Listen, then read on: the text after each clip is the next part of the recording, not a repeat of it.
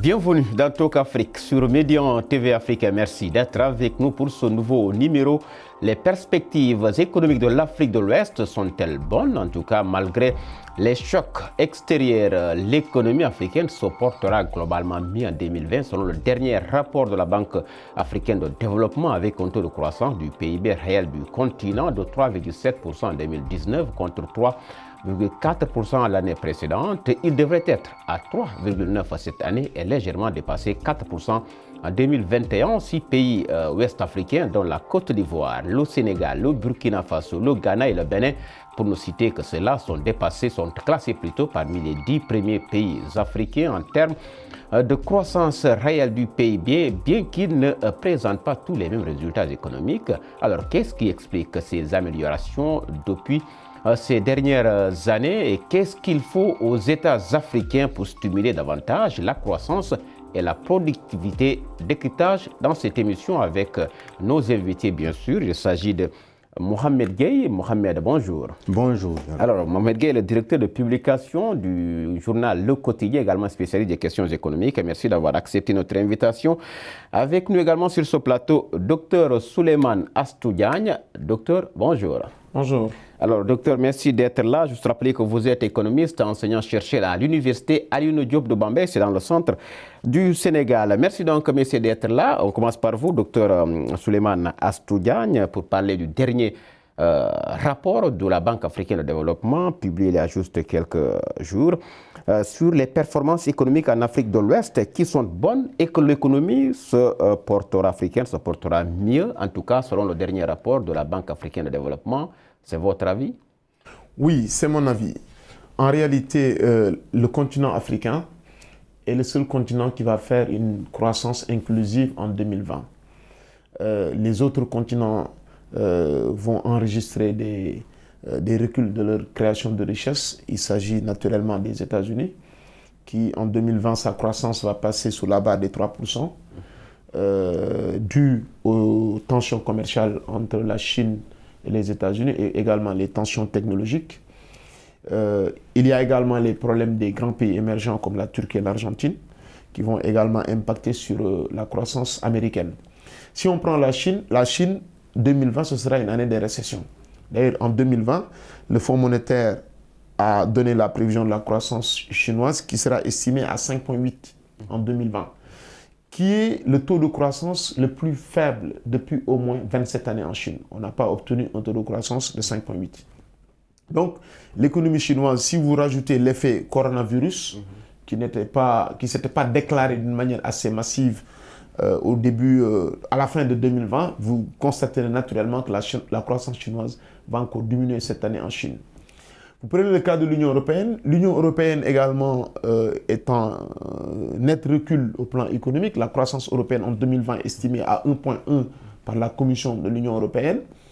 Ceci est dû d'une part au choc commercial ou à la guerre économique entre États-Unis et Chine qui va impacter par le canal commercial et par le fait qu'également la demande extérieure européenne est très indexée sur les produits technologiques naturellement américains et peut-être chinois, ce qui va faire que l'Allemagne, qui est le premier pays exportateur européen, et l'Italie vont subir le contre-coup de la guerre.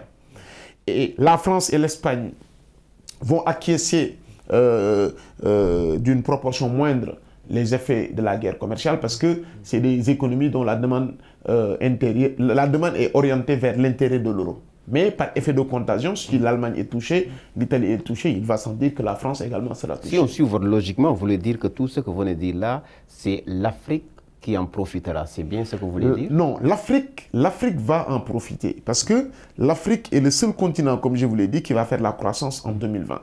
Et ça, c'est dû à N choses. Le premier facteur qui va porter la croissance africaine, c'est en fait aujourd'hui l'activité tertiaire qui commence à se développer massivement sur le continent.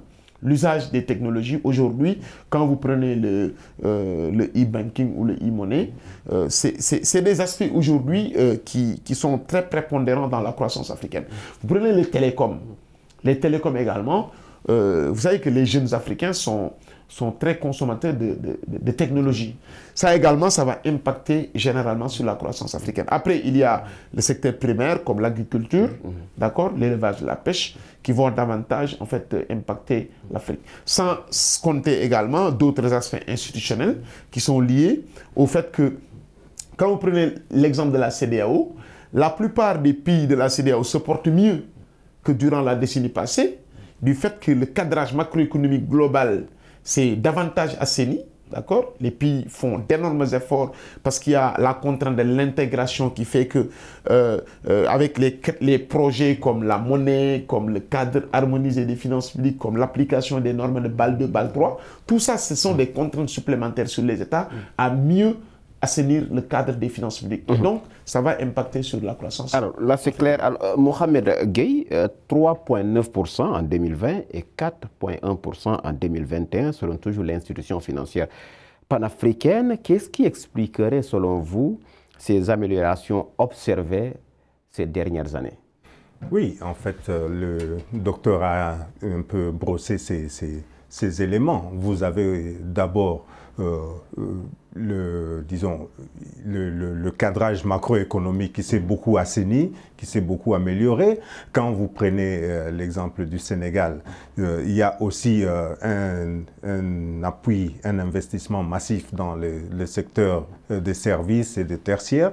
Vous avez également, il ne faut pas le négliger, le secteur secondaire avec les BTP qui sont très dynamiques, avec beaucoup de projets dans beaucoup d'États sur, disons, beaucoup de créations, beaucoup d'amélioration des infrastructures. Tous ces éléments ont énormément joué, vont continuer à jouer. Vous savez, les processus d'émergence dont nous parlons au Sénégal sont quasiment les mêmes dans beaucoup des pays de l'Afrique de l'Ouest, concernent exactement tout le monde.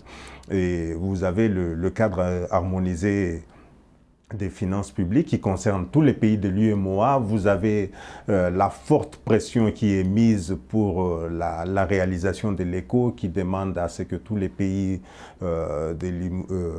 disons de la CEDEAO puissent essayer d'atteindre les critères de convergence.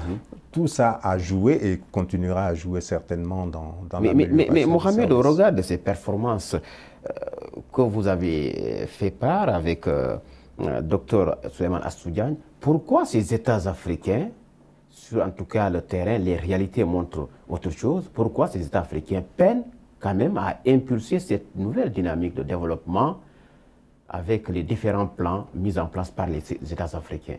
Vous savez, la croissance, elle doit être par essence inclusive pour emporter toute la population.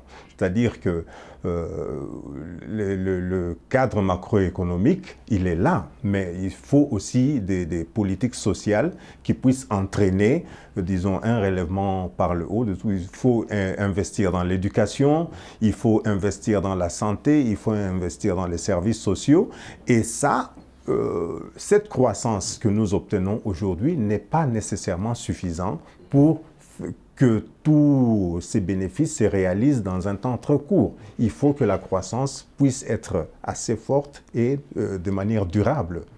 Mais ces dernières années, on a constaté quand même une courbe ascendante du taux de croissance en Afrique. Alors, finalement, on se demande à quoi sert le taux de croissance en Afrique qu'on vante à tort ou à raison en tout cas. Oui, bon, c'est toujours la chanson. On ne mange pas la croissance. Mais la réalité est que s'il n'y a pas la croissance, on ne mangera pas tout simplement. Ah oui. Mais aussi, il faut tenir compte aussi du fait que quand vous parlez du taux de croissance de manière générale, il faut noter qu'il y a beaucoup de disparités dans beaucoup de pays. Vous n'oubliez pas que quand nous parlons du Sahel, nous ne devons pas négliger les éléments extérieurs qui sont dus, par exemple, à l'insécurité extrémiste qui envahit certains pays. Vous avez aussi des situations sociales assez difficiles à gérer dans certains autres pays. Tous ces éléments ne sont pas négligeables.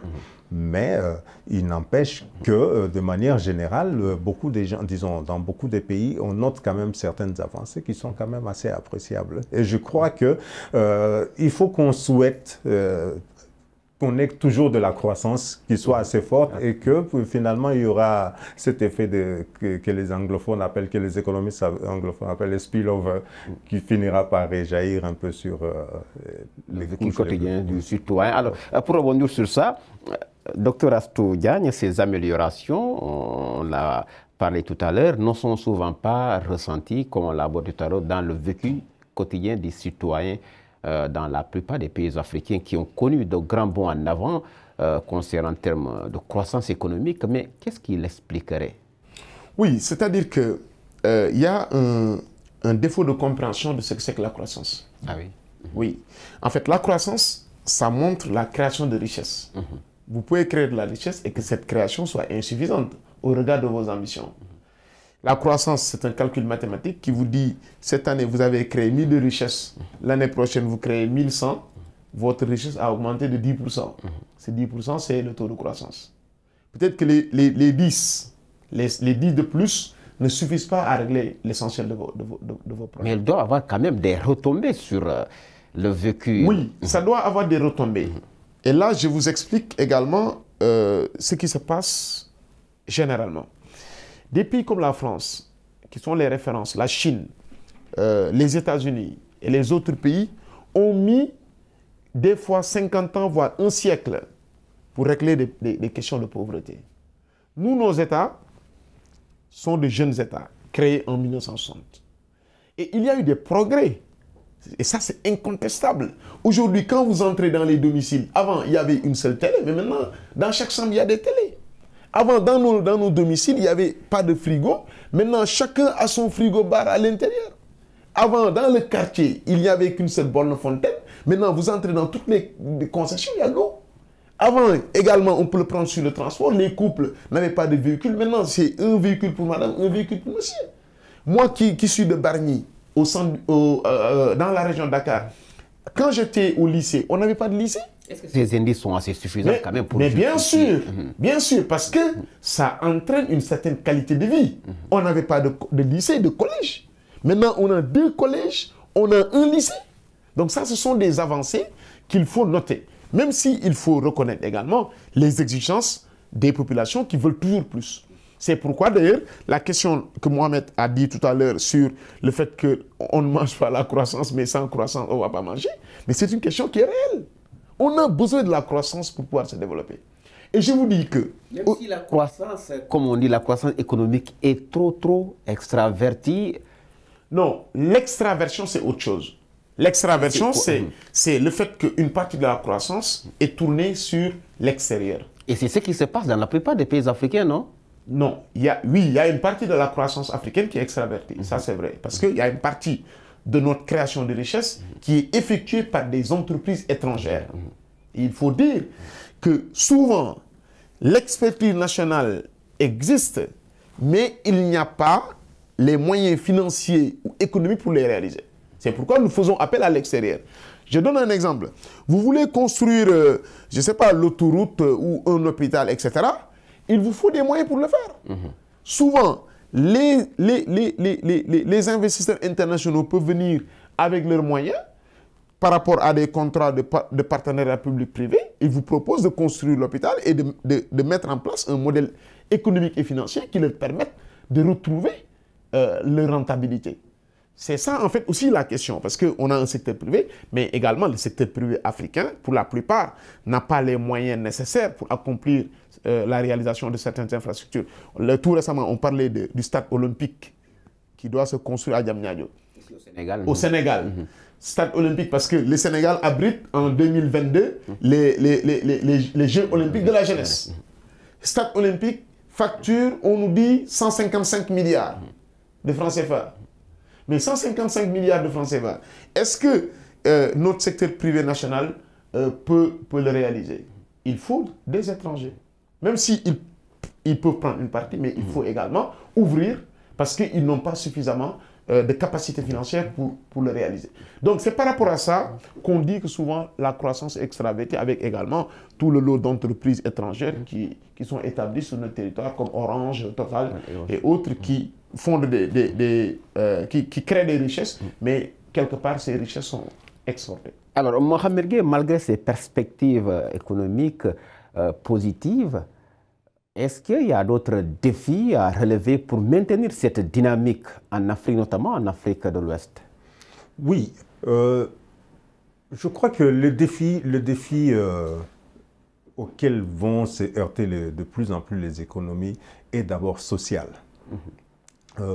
Il faut faire de façon à ce que notre croissance économique soit beaucoup plus importante que la croissance démographique. Ça, c'est un très gros défi auquel beaucoup de pays sont en but. Parce que il faut aussi que nous puissions créer de la richesse qui puisse subvenir à toutes nos populations. Cette croissance économique sera aussi en but la situation sociale aux facteurs extérieurs. Il y a les facteurs qui sont endogènes, qui sont propres, mais il y a aussi les facteurs. Nous sommes en train de vivre le coronavirus en ce moment. Nous sommes en train de prier pour que le coronavirus n'arrive pas dans nos frontières. Mais la réalité est que nos pays sont de plus en plus imbriqués économiquement avec la Chine.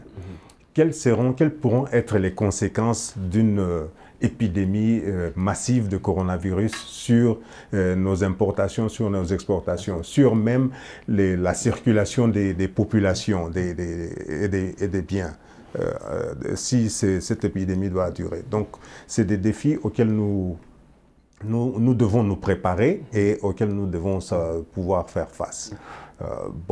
Je ne parle pas de la situation armée qui sévit dans certains autres pays et des conséquences qui pourraient en être. Oui, c'est vrai que là, c'est des défis qui sont liés aux aspects sociaux, mais tout récemment également, on a parlé, Dr Assoudian, des défis budgétaires avec des pays africains quand même qui sont, pour certains, assez surendettés. Ce n'est pas un autre facteur de blocage ou un autre défi à relever pour maintenir cette dynamique? Oui, la question de l'endettement, pour la plupart des pays africains, se pose avec moins d'acuité. Il faut dire que souvent, on a l'impression que nos pays sont surendettés, mais en réalité, nos pays ne sont pas endettés. Ah oui, expliquez-nous un peu. Non, vous savez, l'endettement, c'est un instrument de développement. Tous les pays utilisent l'endettement pour se développer. Alors, il y a... Oui, il y a l'endettement, mais il y a le surendettement aussi. Parce que souvent, bon, je ne sais pas si c'est un débat sémantique, en tout cas, il y a non, le surendettement, ça veut dire de s'endetter au-delà de ses capacités de remboursement. Ah, voilà. C'est ça, c'est ce qu'on remarque, surtout sur le continent pour la plupart, en tout cas. Non, pas pour la plupart. Ah oui. Quand vous prenez les pays africains, vous prenez le cas du Sénégal. Le Sénégal n'est pas un pays surendetté. Oui. Vous prenez le Burkina Faso, ce n'est pas un pays surendetté. La Côte d'Ivoire n'est pas un pays surendetté. Mais s'il n'y a pas équilibre entre l'endettement et les processus de développement, là aussi ça... Non, le problème, c'est qu'on a mal expliqué aux gens l'endettement. C'est ça le problème.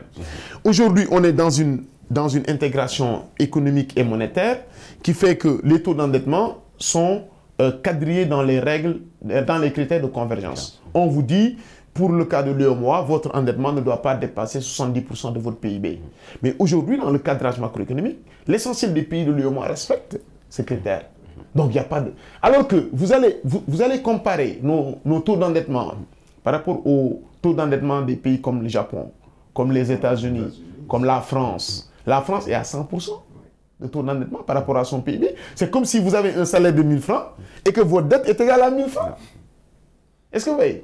Ça, c'est énorme. Alors que dans l'UEMOA, on vous dit, si votre salaire est égal à 1000 francs, votre endettement ne doit pas dépasser 700 francs. C'est ce qui garantit que vous pourriez rembourser votre dette. Mais les États-Unis sont à quasiment 120%.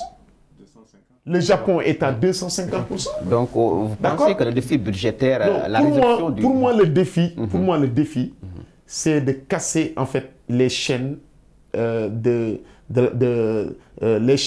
l'explication, de la mauvaise explication, de la perception que les acteurs ont de l'endettement. L'endettement est un outil de développement économique. Il ne faut pas qu'on s'en prive. D'accord? Tous les pays, à commencer par les États-Unis, utilisent l'endettement pour se développer. Vous avez vu l'année passée, les États-Unis sont restés 2 mois sans payer leurs fonctionnaires. 800 000 fonctionnaires sans salaire. 2 mois. Ça, vous imaginez dans un pays africain si ça se passait? Mais ce serait l'hécatombe. D'accord? Donc, c'est comme s'il y avait des règles pour certains pays et des règles pour d'autres pays. moi, je pense que nous devons nous moderniser et avoir une approche beaucoup plus dynamique de l'endettement. Maintenant, là où l'endettement se pose, c'est par rapport à son utilisation. L'endettement doit être orienté vers des secteurs productifs, des secteurs porteurs de croissance. D'accord? Croissance partagée. Mais pas sur, par exemple, des infrastructures de prestige ou le fonctionnement de nos administrations, etc. etc. Si c'est s'endetter pour ça, c'est pas optimal. Mais l'endettement doit être, par principe, un outil de développement. Alors, c'est clair, l'endettement doit être un outil de développement. Mohamed Gueye, nous sommes presque arrivés au terme de cette émission. Mohamed Gueye, dites-nous un peu dans quel domaine pensez-vous que les États africains doivent investir davantage pour promouvoir l'emploi des jeunes, parce qu'on en parle assez souvent. Quels sont les domaines, à votre avis, dans lesquels ils doivent investir? Bon, je crois qu'il ne faut pas non plus prendre la situation des pays africains de manière homogène. Mais bon, de manière générale, on doit dire que le premier secteur d'emploi dans nos pays africains, c'est l'agriculture. Il ne faut pas le négliger. Nous avons besoin de plus de développement dans le secteur agricole, dans l'agribusiness, créer des industries de transformation agricole, c'est important. Ensuite, vous avez les infrastructures, nous avons des pays à construire qui sont des niches de développement pour beaucoup de jeunes, pour beaucoup d'entreprises naissantes et à naître.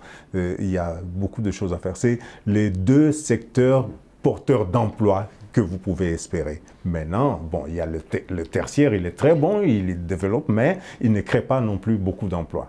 Et c'est quel est le secteur pour vous qui doit porter cette croissance au Sénégal, par exemple? Non, en fait, la croissance, elle peut être portée peut-être par le secteur tertiaire. Mais la création d'emplois, vous avez besoin d'un secteur à haute intensité de main-d'œuvre. Le secteur à haute intensité de main-d'œuvre, c'est surtout dans l'agriculture que vous pouvez les avoir actuellement.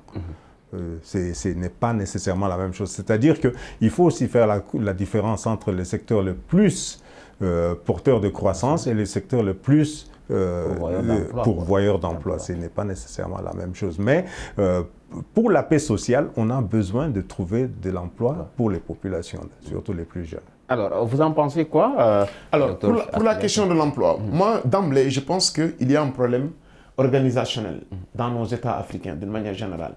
L'approche institutionnelle pour trouver des emplois à nos jeunes pose problème. D'accord? Parce qu'aujourd'hui, vous prenez par exemple un jeune burkinabé ou un jeune ivoirien, il sort d'une université publique ou privée, où est-ce qu'il peut trouver un emploi? Quel mécanisme institutionnel est mis en place pour lui indiquer là où se trouvent les emplois? Il n'y a pas d'indication. C'est à travers les parents, à travers les connaissances, les jeunes se débrouillent à gauche, à droite pour trouver des emplois. Donc ça, pour moi, ce n'est pas adéquat. L'État doit avoir une forme d'organisation au niveau national pour permettre à ce qu'il y ait une visibilité des emplois à venir et orienter également les formations. Même si dans le discours des officiels, on entend beaucoup, effectivement, l'adéquation entre la formation et l'emploi. Mais ce n'est pas uniquement un slogan, ça doit être une réalité. D'accord? Vous prenez le cas du Sénégal, quand vous prenez nos universités, il y a une forte concentration des étudiants dans les facultés de lettres. Ça, le dire, c'est dire la vérité. Alors que dans ces secteurs de formation, la probabilité d'insertion est très faible. D'accord? Et donc, ces jeunes, après 4 à 3 ans de formation, sont versés dans la nature, on ne sait pas qu'est-ce qu'ils deviennent. Pour moi, il faut régler le problème organisationnel. Maintenant, faire de sorte également que le système de l'enseignement supérieur ne soit pas plus développé que l'économie nationale. Parce que nous, on produit au Sénégal 200 000 diplômés chaque année qui sortent de nos écoles privées et de l'université, mais peu d'entre eux trouvent un emploi. Parce que l'économie nationale ne peut pas les absorber. D'accord? C'est parce qu'on ne crée suffisamment pas d'activité économique pour absorber ces jeunes. Et donc, aujourd'hui, ce que le doyen a dit sur l'agriculture, c'est vrai. L'agriculture est un secteur plus que stratégique.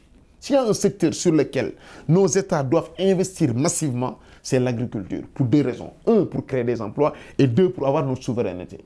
Maintenant, l'agriculture également doit être modernisée On ne peut plus accepter que dans nos pays, que les gens cultivent comme ça se faisait dans le néolithique. On doit moderniser, mécaniser. Aujourd'hui, aux États-Unis, mais l'agriculteur, il se déplace dans son champ avec le GPS, avec l'hélicoptère. D'accord? Et nous, on a les terres les plus fertiles, on a l'eau, on a le climat, mais on n'arrive pas à assurer l'autosuffisance alimentaire. Donc, ces questions-là, il faut les résoudre et c'est des secteurs pourvoyeurs d'emploi. Maintenant, sans oublier les technologies, le tertiaire, c'est là où se trouve la vraie création de valeur, parce que c'est le secteur à haute intensité de valeur ajoutée. Donc, on doit former les jeunes pour qu'ils créent des startups dans le domaine des technologies, des médias, par exemple, de l'assurance, des banques, dans le domaine de la santé, dans le domaine du transport, pour que ces jeunes puissent créer également dans ces secteurs-là, à haute intensité de valeur ajoutée, de créer des emplois pour l'économie nationale. Merci, merci Dr Astou Diagne. Nous sommes arrivés au terme de cette émission Talk Afrique qui avait sur ce plateau Mohamed Gueye, directeur de publication du journal Le Quotidien, et également spécial des questions économiques. Avec nous également Dr Souleymane Astou Diagne, il est économiste, enseignant-chercheur à l'Université Alioune Diop de Gambey, c'est dans le centre du Sénégal. Merci donc, messieurs, d'être venus sur ce plateau de Médian TV Afrique. Merci également à vous d'avoir été de notre grand merci aux équipes techniques et rédactionnelles. Cette émission, vous pouvez la retrouver sur notre site internet de Médian TV Afrique. Le rendez-vous est pris pour le prochain numéro.